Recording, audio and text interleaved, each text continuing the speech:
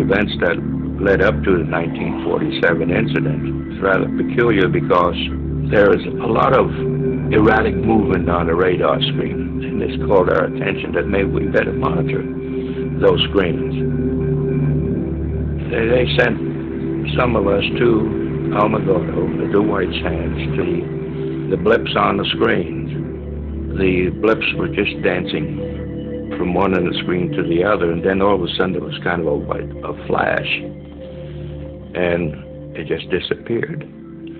Well, that indicated that possibly maybe a plane or a missile or something just went down. Kaufman says he and his team immediately drove east from Alamogordo, back to Roswell, then towards a location about 45 miles south of the Foster Ranch. And now this was late at night. We started to clip some of the wire fence and drove into the area. The terrain was very rough at the time. There was no roads leading into it.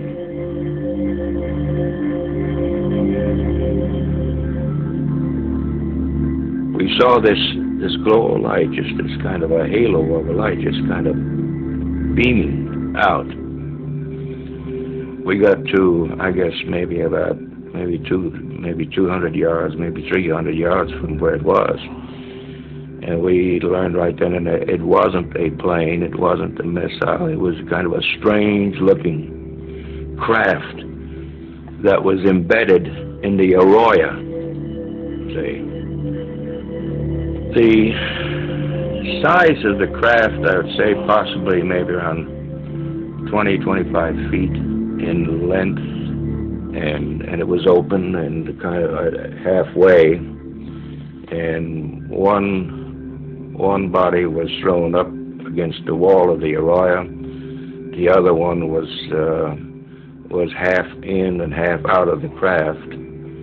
And when we got in close, we noticed that there were three others inside the craft. Then we radioed in back to the base to have a truck, a flatbed, and a crane and everything else just come out to the site, and we prepared everything to clear everything off. Frank Kaufman provided us with what he claims is a copy of his official report on the Roswell incident. A top-secret document containing observations and sketches of what he saw at the time.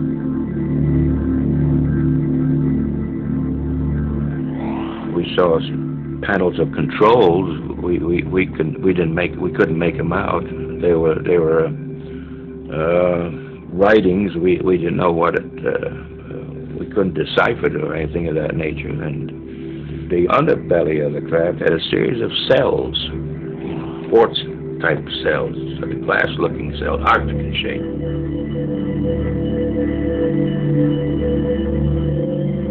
This is the actual site where Kaufman says he saw the strange craft for the first time.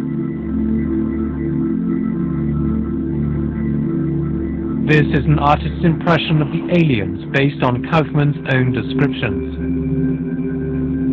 We noticed one thing, that deterioration was beginning to set in on one of the bodies of the hands. We noticed the hands of skin trying to shrivel up, and that's the reason why we put them in the bags real in a hurry and got them out to the base hospital. They called the mortuary here to find out if there was anything that they could preserve the bodies with. The base also inquired about the availability of child-sized coffins, and later there was another call to the town undertaker. I received a call later from the same mortuary officer stating that what embalming fluids consisted of, what would it do to the blood contents, what would it do to tissues, stomach contents, and how would it alter it.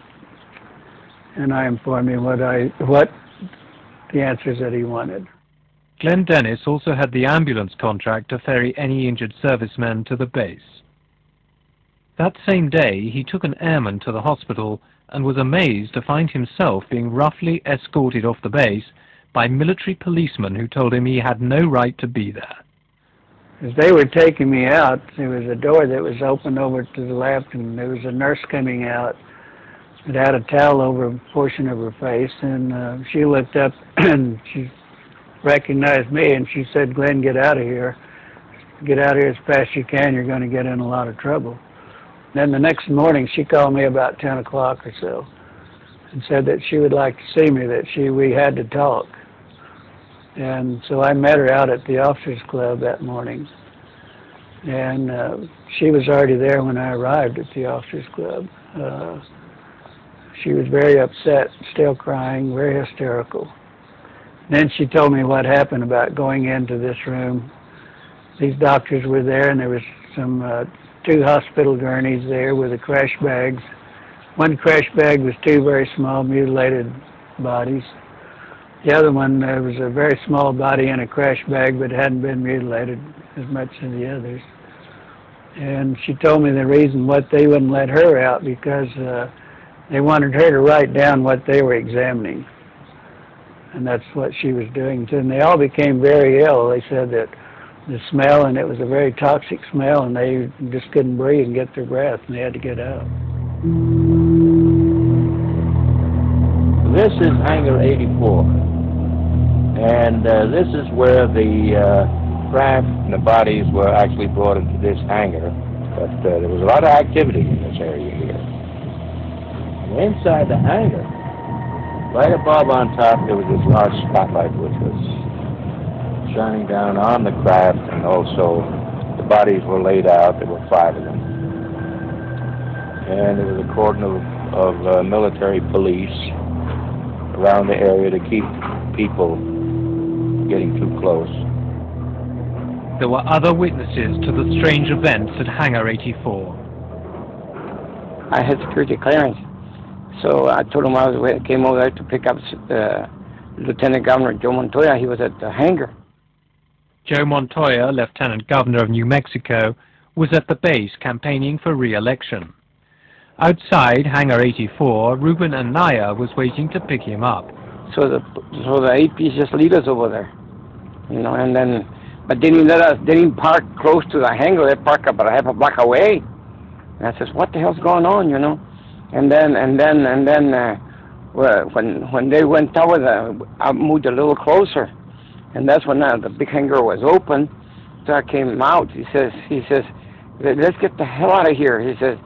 When he come out of there, he come out scared, and he said they saw 2 little men with the big heads, but one was alive, still alive. They had him laying down on the floor, and he come out and told us the boss was there, and one was still alive.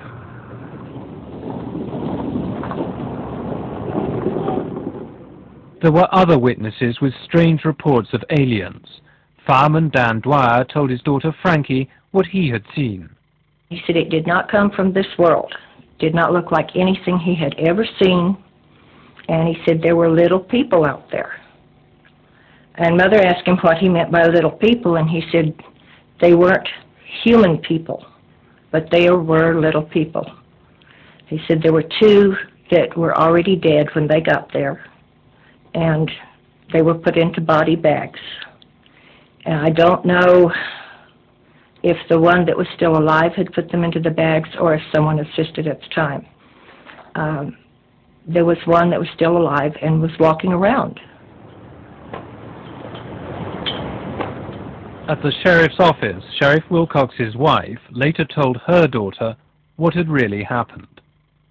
She said that there was a flying saucer, and that they even found some bodies by it, and one of them was alive, and that